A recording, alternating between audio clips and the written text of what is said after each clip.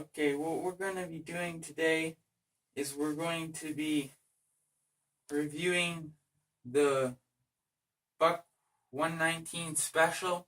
Um, this comes out at around $40, right? And we're going to do this in the perspective of two people: my dad, who doesn't know much about knives, and me, who has quite a bit of experience with them.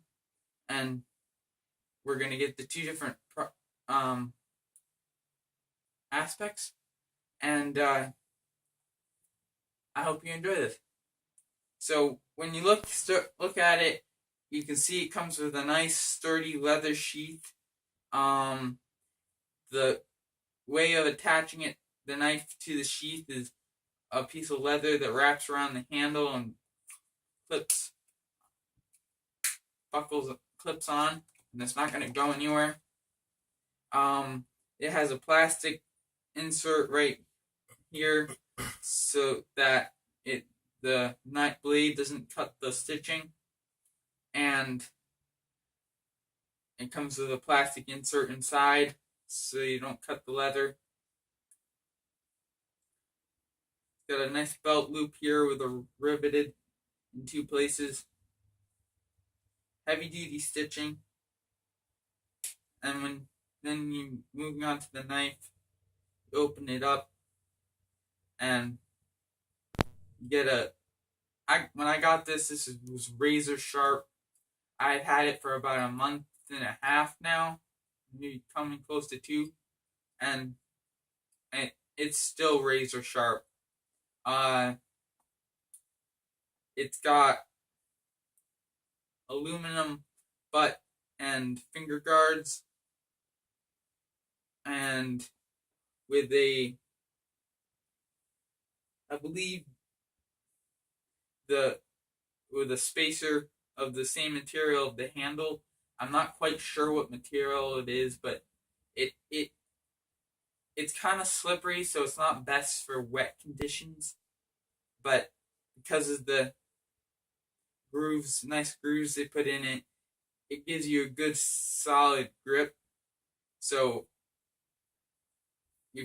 I'd say it isn't going to go anywhere.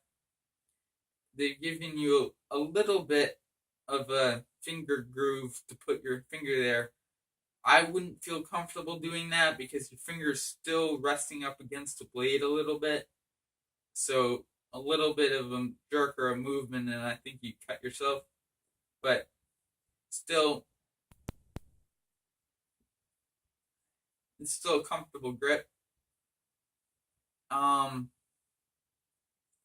You happen to remember what kind of steel this was? Carbon steel. It's carbon steel. I don't remember the number though. Oh, okay. It seems to be holding an edge very well. So I'm gonna pass this on to my dad, and he'll tell you what he thinks. All right. Well, first thing that I notice is that it's got some heft to it. It's got some weight, so it's not cheap, chintzy materials. Just like he said,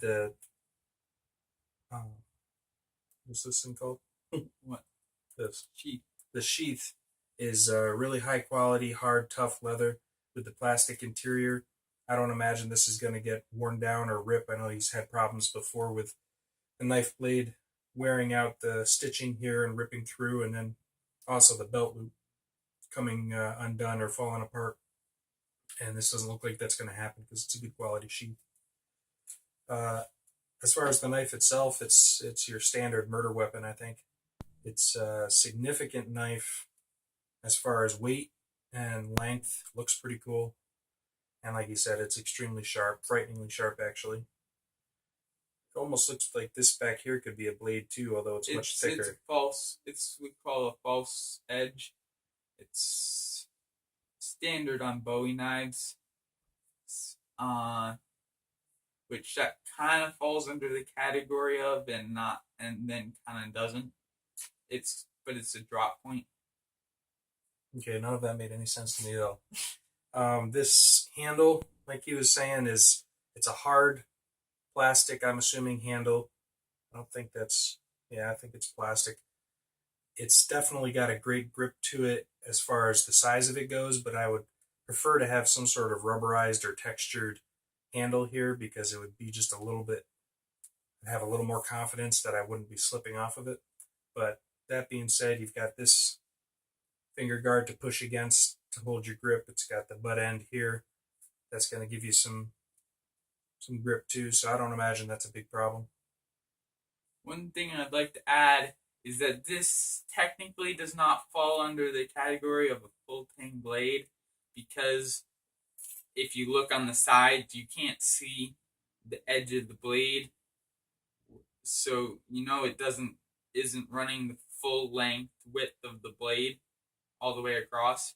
But if you look here, you can see that it's a little narrower, and from what I understand, from what I've seen before the handles are put on, that it's a little narrower on each side, and it runs down to about here, where it's riveted into place through the handle, so that you have the handle wrapping all around, but the rivets ground down so nicely that you can't even tell that there's a rivet there barely unless you're really looking for it. So, though it's not technically a full tang blade, I think it is probably just as sturdy, or at least nearly so, as a full tang blade. I don't think you'll have any issues with this coming apart. Anything else? Nope. Okay, so that covers the Buck 119 special, and we'll be coming back for some other knife reviews. Thanks for watching.